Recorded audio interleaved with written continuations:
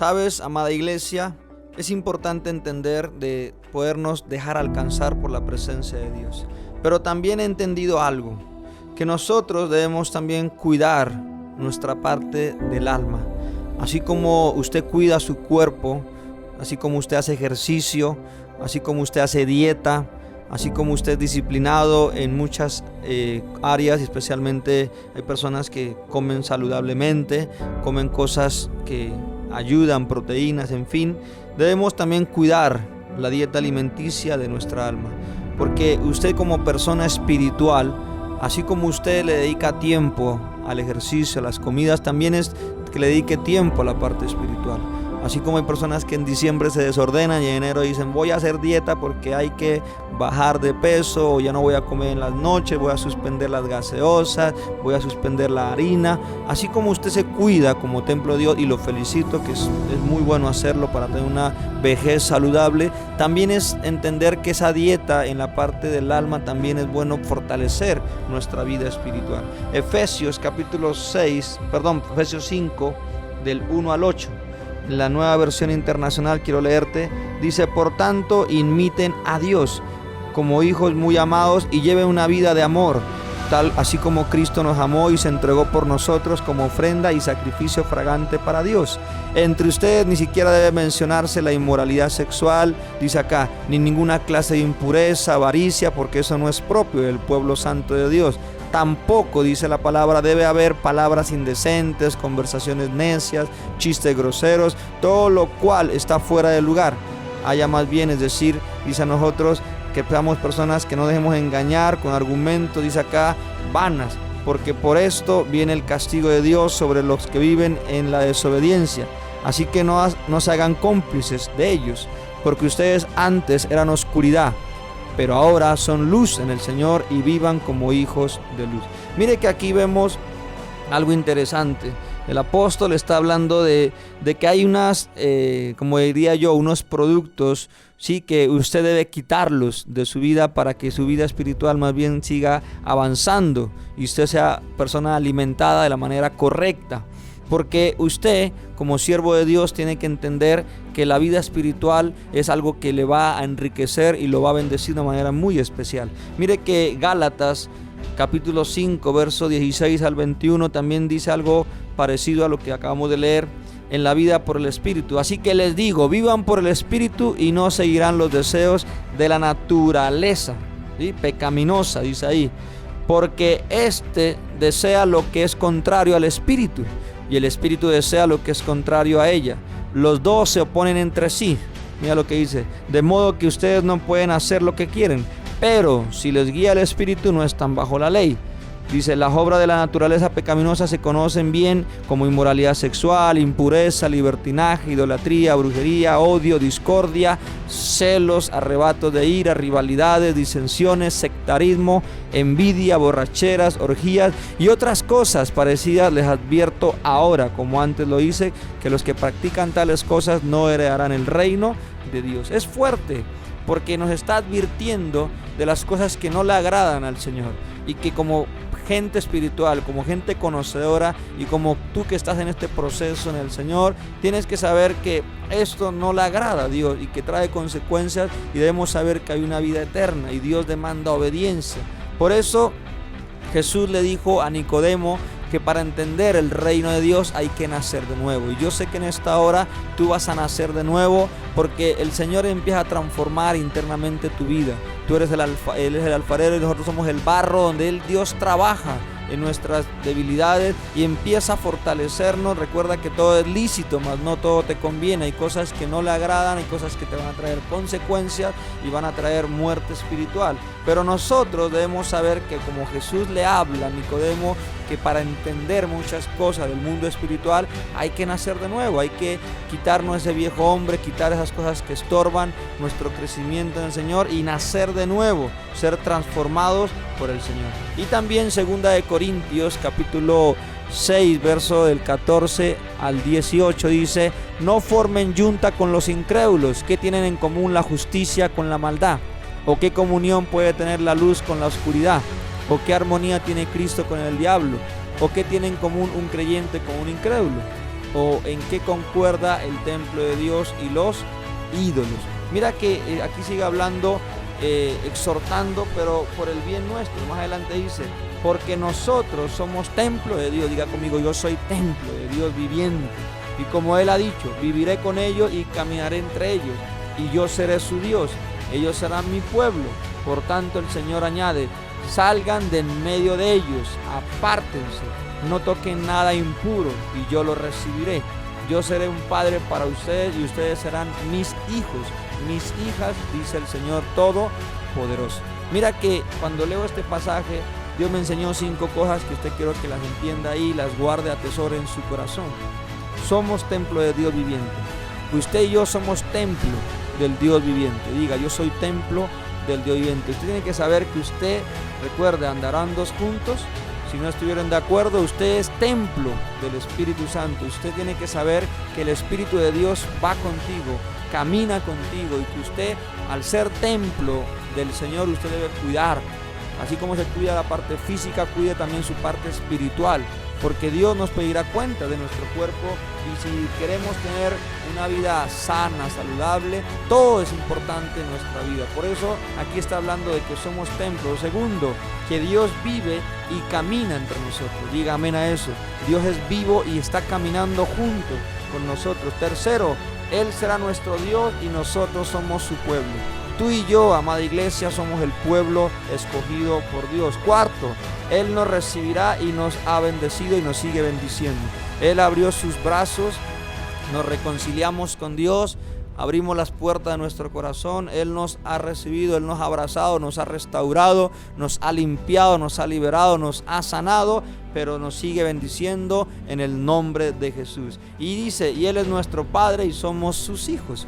O sea que tú y yo somos hijos de Dios, somos real sacerdocio, somos linaje escogido, somos nación santa y apartada solamente para Cristo. Recuerda que una cosa es ser creación de Dios, otra cosa es ser hijos de Dios. Entonces, cuando leemos estos pasajes, debemos saber que nosotros debemos revisar cómo está nuestra conducta. Debemos saber cómo está nuestra vida. Pero quiero que sepas algo. Después de ver esta exhortación, también es muy importante que la misma pasaje que estamos leyendo en Gálatas 5, el versículo 22 empieza más bien a motivarnos y dice, en cambio, Gálatas 5:22, en cambio, el fruto del Espíritu es amor, alegría, paz, paciencia, amabilidad, bondad, fidelidad, humildad y dominio propio. No hay ley que condene estas cosas. Los que son de Cristo Jesús han crucificado la naturaleza pecaminosa con sus pasiones y deseos. Si el Espíritu nos da vida, andemos guiados por el Espíritu. No dejemos que la vanidad nos lleve a irritarnos y a envidiarnos unos a otros. Mira que esta versión es muy entendible porque nos está mostrando unos ingredientes.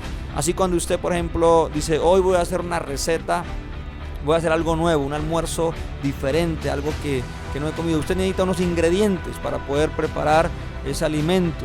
Por ejemplo, mi esposa cuando va a almorzar o vamos a almorzar me dice, bueno, ¿qué ingredientes necesitamos para comer algo rico?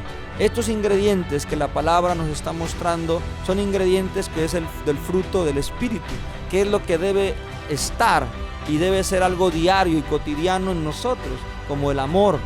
Debe permanecer en nosotros, la alegría, la paz, ser personas pacientes, ser amables en todo momento, ser bondadosos, ser fieles a nuestra familia, a nuestra pareja, al Señor, tener temor de Dios, ser personas humildes, no arrogantes, no orgullosos, sí, tener dominio propio, que habrá personas que son expertas en hacernos robar la paz o personas que cualquier situación quiere sacarnos ahí de esa ira, pero usted tiene que aprender a tener dominio propio. Entonces estos ingredientes nos ayudan a cuidar de la dieta alimenticia del alma, a fortalecer y ser personas espirituales, ser personas que podamos dar resultados, dar fruto en todo lo que usted y yo hacemos en el nombre de Jesús. Un siervo caminando en santidad y en las manos de Dios es una poderosa arma de guerra. Te lo repito, un siervo caminando en santidad, aplicando estos ingredientes que habla del fruto del Espíritu en las manos de Dios, es un arma